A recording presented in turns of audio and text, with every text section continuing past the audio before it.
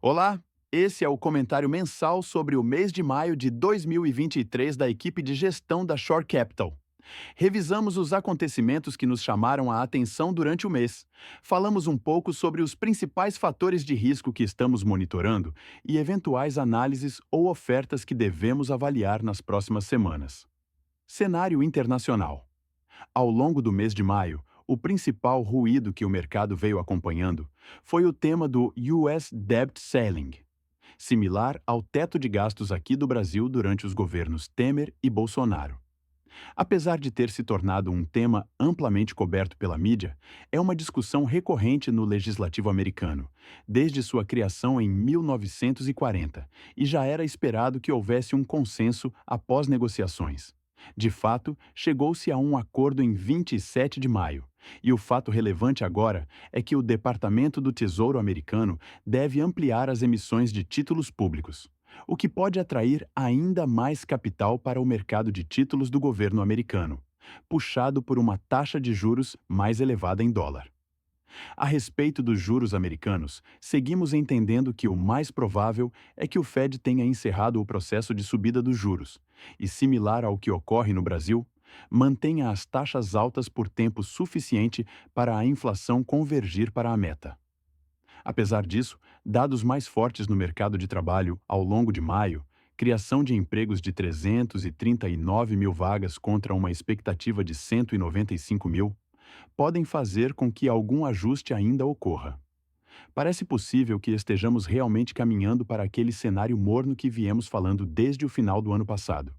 Na Europa, vemos a economia ainda em processo de estabilização e a projeção de uma economia estagnada por mais tempo, até que a inflação dos últimos 12 a 18 meses seja absorvida pelas economias locais.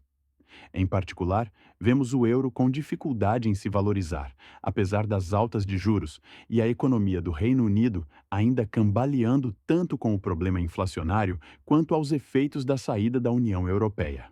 Na China, o cenário de reaquecimento mais lento da economia, apesar de a reabertura ter ocorrido de forma bastante rápida, segue como uma decepção para os grandes investidores e tem sido importante fator para o recente recuo nos preços de commodities, com impacto nos minérios industriais e no petróleo. Destaque para dados mais fracos no setor de manufatura, que seria um dos primeiros a se aquecer devido à reabertura da economia. Seguimos com o entendimento de que o ritmo de crescimento na China deve ser menos intenso do que acompanhamos no período pré-Covid. Sugerimos este mês o episódio 46 do podcast Market Makers, para uma análise abrangente de cenário com um enfoque bastante detalhado sobre China. Cenário local.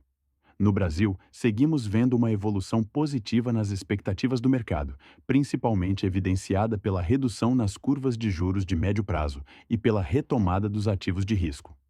Esse movimento é parcialmente explicado por três principais fatores: a surpresa positiva causada por dados de inflação mais controlados ao longo dos últimos meses, a acomodação das expectativas sobre a dívida pública em patamares aceitáveis, melhores do que o esperado para um governo de esquerda, e a menor pressão inflacionária externa, devido ao menor impulso de preços de commodities, sobretudo de energia, e câmbio estabilizado.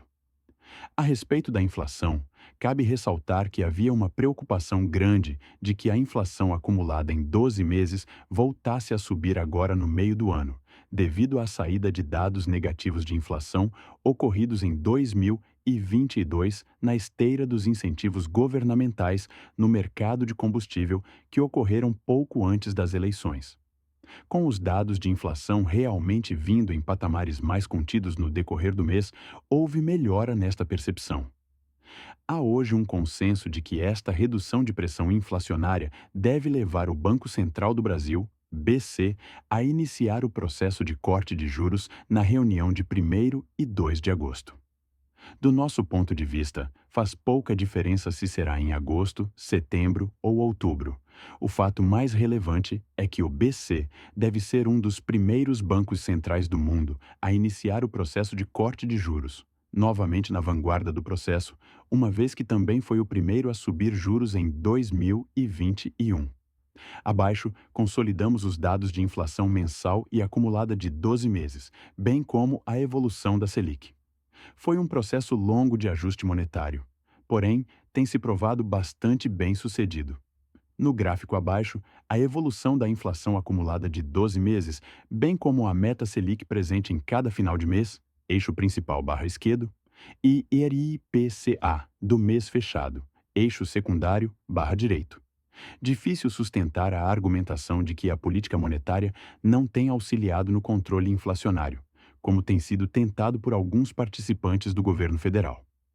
No campo da dívida pública, o texto do novo arcabouço fiscal foi aprovado na Câmara dos Deputados e deve ser apreciado no Senado ainda antes do recesso parlamentar de julho.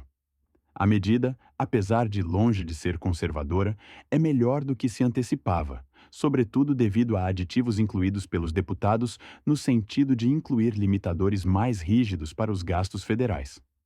Por fim, a dinâmica morna nos Estados Unidos e a menor aceleração do mercado chinês ajudaram na influência externa sobre a inflação brasileira, conforme já comentamos no cenário internacional.